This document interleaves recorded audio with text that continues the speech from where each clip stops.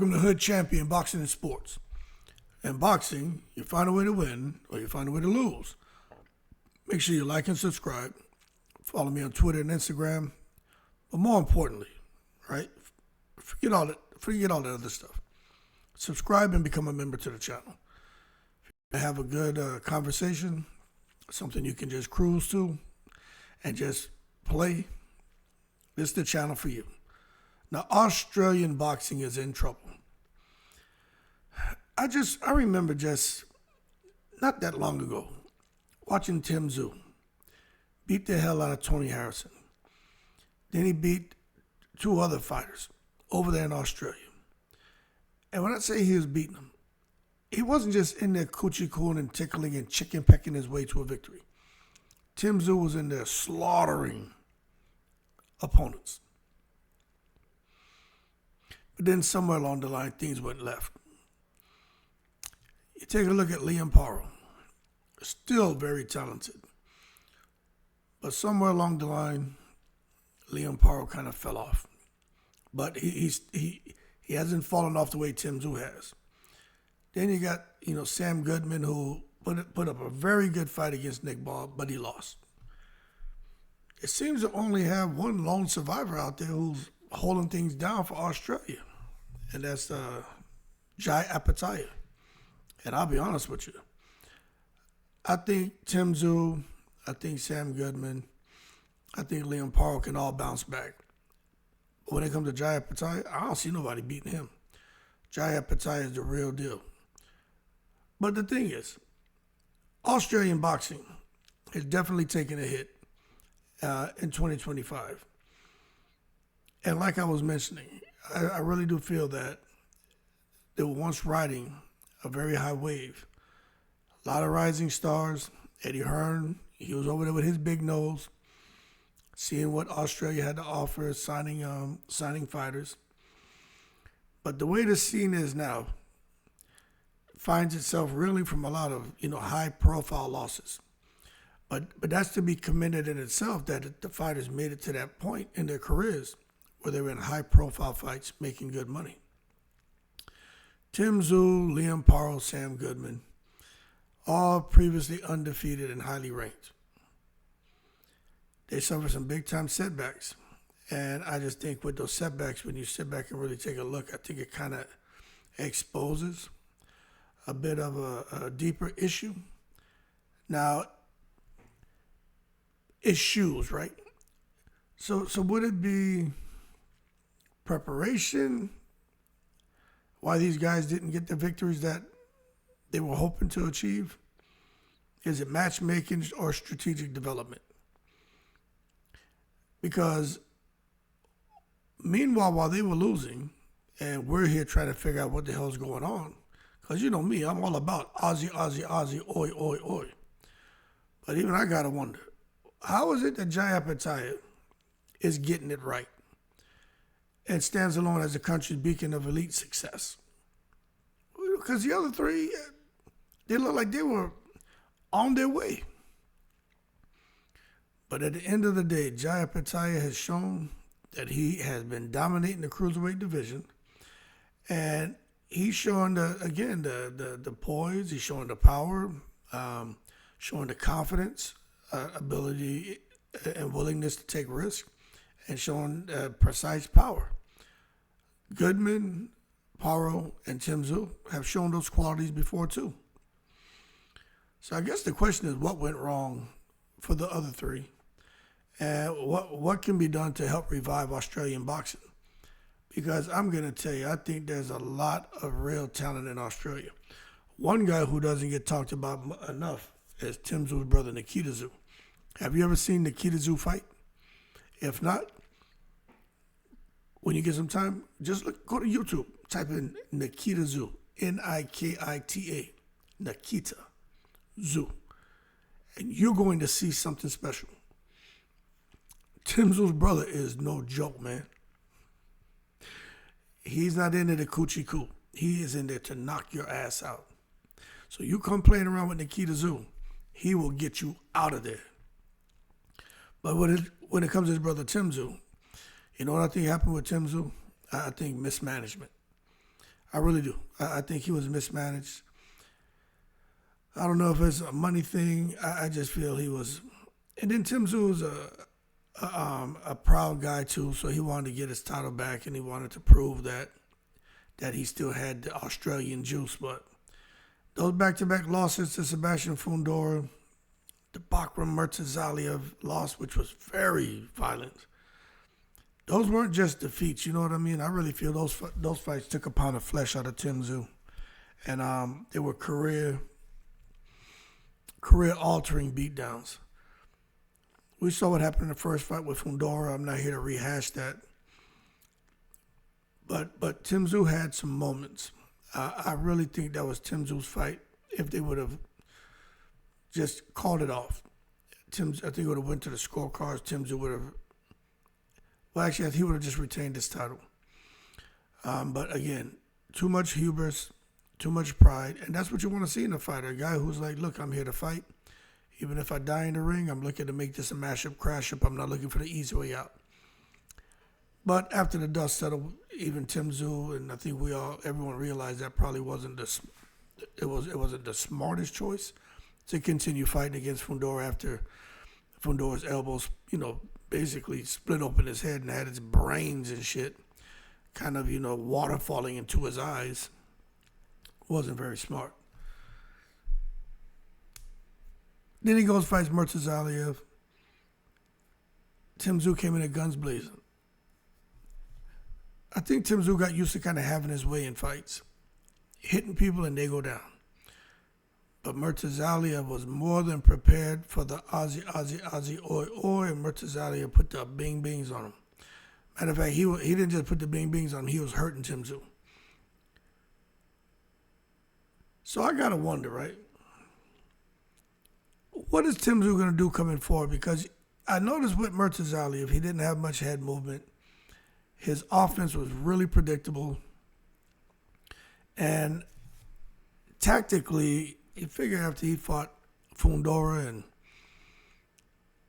that maybe there would have been some kind of evolution as far as how he performs tactically, the strategy of his coaches and overall team, and just to put together a better game plan.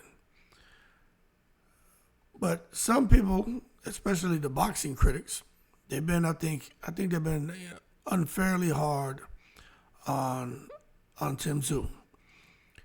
However, what I will say is, when it comes to Tim Tszyu, his management, they prioritize short-term money over long-term development. Now, it sounded like Tim Tszyu wanted to go and fight Murtazaliev. It sounded like he wanted to fight Fundora.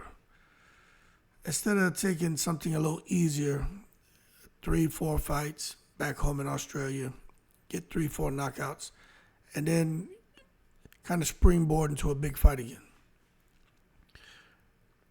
But his management team ultimately, I think, were the impetus behind Tim Tszyu going into those very, very risky fights. When you look at the stylistic nightmares he was matched against, that shit doesn't make sense. Why would you take a guy like Tim Tszyu, who's basically a come forward fighter, who's there to be hit, and put him in the ring with Murtazaliev, and take Tszyu after getting, the bing bings put on him? Then he had a fight with Joey Spencer. Anyway, put the Aussie oys on Joey Spencer, and then put him back in with Fundora. Two stylistic nightmares. Just doesn't make sense. Anyway, Fundora has, tactically evolved his game. So now he's fighting longer. He's fighting taller now. He's fighting the way he should have been fighting all along. So when Tim Tszyu in that rematch with Fundora, that shit was all bad for Tim. I do think Tim was coming on right before they stopped it, but he had taken so much damage. And that again, that's a career-altering defeat.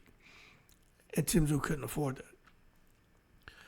So is Tim Tszyu ever going to develop the tools to adapt? I don't know. But if you ask me, and you ask a lot of boxing experts, what does Tim Tszyu need to do? He needs to overhaul his training team. I didn't think he needs to kick them all in the ass and get them the hell up out of there. Adios, you got to go. You got to clean house. I think he needs to relocate to the United States and get in a gym with elite sparring partners. And I think that's a problem. It's just the quality of opposition and sparring partners is much better here in the States. That's just my opinion. And he needs to consider, moving down to 147, 154. If you watch Tim Tszyu, he's a small guy at 154. So he really needs to consider, having the discipline to do the things he doesn't want to do and drop that 7 pounds and get down to 147 pounds where physically he could be more effective. Would this be considered weight bullying? I don't know. If you look at Tim Tszyu, he's not ripped anyway. He's not out of shape, but he definitely looks like he can drop 7 pounds of water weight and get down to 147. But the most important thing I think for Tim Tszyu is just take a break, try to rebuild his confidence, figure out what he's doing next, and avoid dangerous matchups. Because I'm going to tell you right now, Keith Thurman is fighting Fundora. And what Keith Thurman is going to show us is how to beat an alien, a big cockroach like Fundora. Keith Thurman's lateral movement is going to give Fundora problems. And Keith Thurman, I believe, is going to knock Fundora out. But for Tim Tszyu, he can sit back, pay attention, take notes, and hopefully figure out what he's doing with his team so that he can improve as a fighter, evolve tactically, evolve with his defense and everything. He needs a complete overhaul. If he doesn't do that, I don't know how good Tim Tszyu can ever become. But I like Tim Tszyu. I don't think he's reached the end of the road with his boxing career. Now with Liam Paro, I think Liam Paro just showed some technical limitations at the top. Richardson Hitchens put the bing-bings on Liam Paro. But Liam Paro, he was doing some stuff really good early, confusing Hitchens, the up and down, the herky-jerky movement. Everybody, even Kambosos showed it. In his loss to Hitchens, everybody seemed to have picked up a little bit, to me, like Lomachenko. That's what everybody looked like. They're fighting from Australia now. Fighting like Lomachenko, fighting like Usyk. But Hitchens outboxed him. And this is where we talk about the technical limitations. Paro and Paro just didn't have the footwork to combat the superior footwork of a guy like Hitchens. Then the timing of Hitchens, the ring IQ, and plus Hitchens was just much, longer reach and everything. Hitchens was able to box smart and do the business. But when it comes to Liam Paro, he got a high volume style. And he just couldn't penetrate Hitchens' defense. And the problem with this is, when that wasn't working, he wasn't able to adjust and adapt. He just kept trying to do the same thing over and over, and that cost him his IBF title. Now, we're going to see what happens with him. He did bounce back with a win over Jonathan Navarro. But I just think there's a huge gap between domestic dominance and world-class competition, because they can stay in Australia and fight and win and make good money. But if you want to try to come and dominate on a global scale the way you're doing domestically, you're going to have to do some things. And when it comes to Liam Paro, you got to refine his defense and develop better counterpunching. Got to improve his footwork. Got to target strategic matchups, like George Kambosos, to rebuild credibility. I think right now George Kambosos is a perfect fight, because I think George Kambosos' career is over. George Kambosos is a guy who wasn't supposed to reach where he reached. And when he did get there, even he must have said, holy shit, I wasn't supposed to be here, but I'm going to capitalize on this opportunity. And George Kambosos ran up about $25 million in paydays just off of that win against Teofimo Lopez. So, good job to George Kambosos and his team. But one thing I see about Liam Paro, he may be enticed to jump into another title matchup. But I don't think he should jump into any more title shots until he evolves his skill set. If not, I think he steps up to fight somebody for a title and he loses again. Now, when it comes to Sam Goodman was doing the business yesterday. Very, very, very good fighter, man. It was such an interesting fight between he and Nick Ball that it ended up in controversy where many people felt that Sam Goodman won that fight. They felt the scorecards didn't reflect the competitive nature. I personally thought Sam Goodman lost, but I do think it was a much closer fight than what some of the scorecards had. Watching Goodman, especially in the early rounds, he was hurting Nick Ball, and he boxed very well. The jab, the movement, see, he has a lot of those things that the other guys don't have. Sam Goodman is a really good boxer with really good movement. But the problem is Nick Ball, he's just relentless, pressure, power, and he just wore down Sam Goodman. I just think Goodman, although he was taller, I just think he lacked the physicality to hang with a guy like Nick Ball. Them guys were fighting pretty dirty too, forearms and necks and pushing. He put the heads back over the ropes like a damn WWE performance. But the bottom line is, when the tide started turning, Sam Goodman didn't really know what to do. He wasn't able to make those, mid-fight adjustments.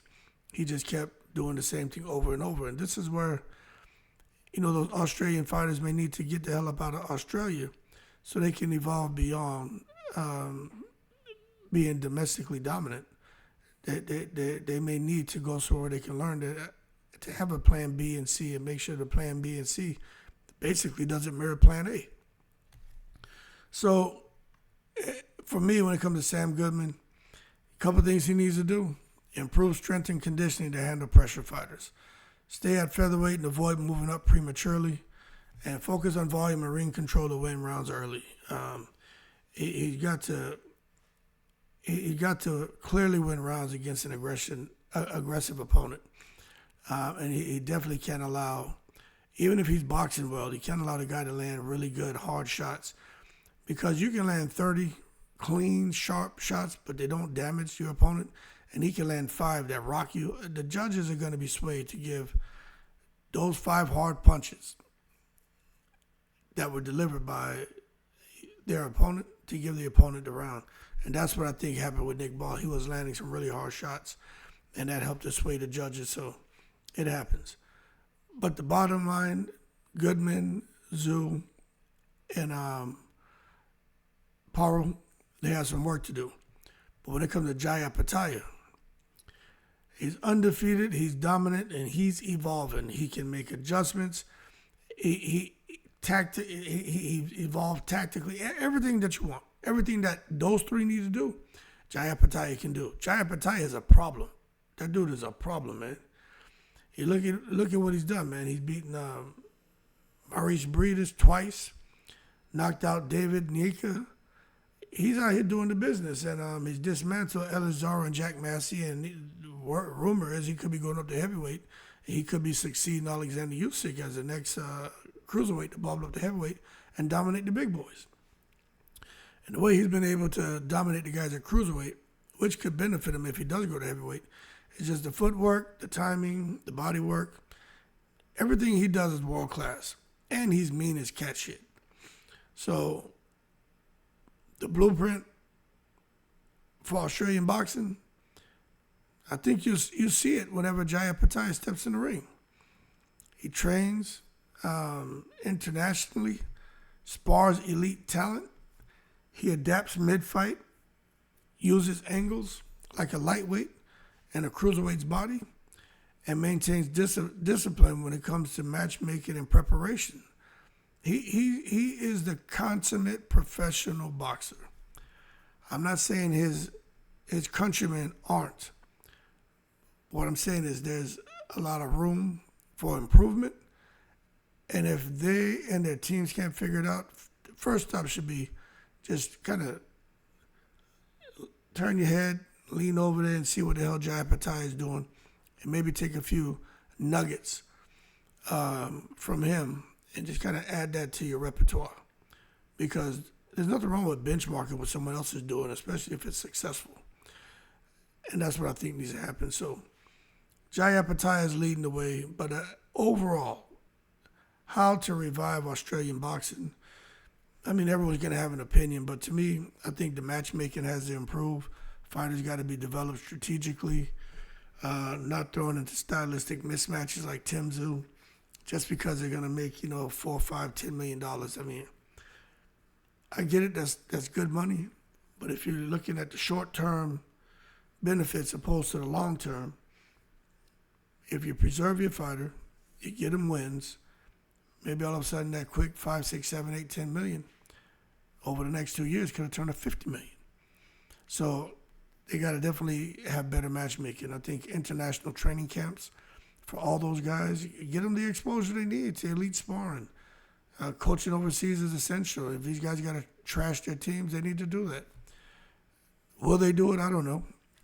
If you ask me which one I think should trash their team, I think that Tim Tszyu the priority. Tim Tszyu got to figure it out. Tim Tszyu can fight. He can fight. He got power. He got balls. He has everything you want. But he's just slowly having 2, 3, 4, 5 pounds of flesh taken out of his ass by his management team. And this is where, you need to have some guys who can help, all of them for Australian boxing, except for Jai Opetaia. He's doing it. But the technical development, man, Tim Tszyu doesn't have defense, Paro's defenses is so-so, but it's not the best. But they got to emphasize defense, emphasize adaptability, emphasize ring IQ, and not just being tough and throwing a volume of punches. You hear when I'm talking about Terrence Crawford and Canelo, all the different adjectives and shit that I'm using to describe what they do and how great they do it. It's not really much you can use and apply to a guy like Tim Tszyu and Paro. Goodman is pretty good. He just needs to work on that conditioning.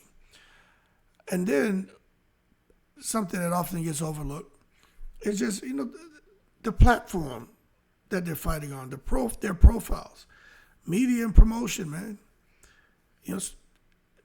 Take your time and build the stars slowly. Don't try to fast track that. Allow some kind of storytelling. Allow some kind of fan engagement. Let's not just try to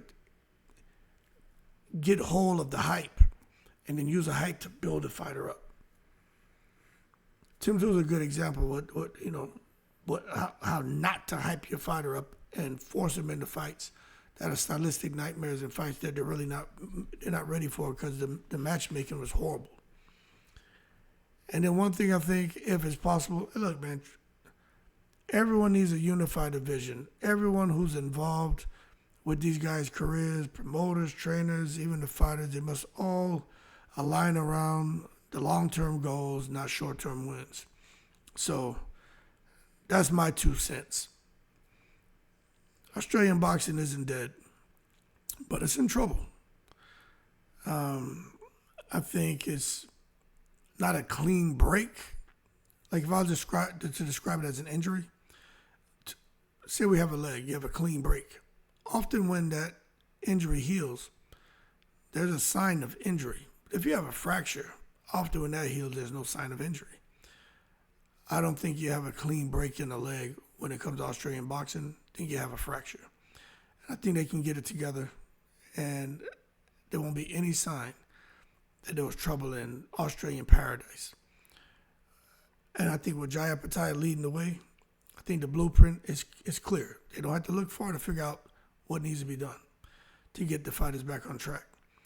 But the bottom line is the others must rebuild, recalibrate, and like the phoenix rising from the ashes, I think they can rise again. Anyway, y'all keep cool. Shout out to the veterans, all 7 continents. Aussie, Aussie, Aussie, oi, oi, oi. Let's see if these boys can turn things around. Become a member to the channel if you enjoy the content. In the breeze.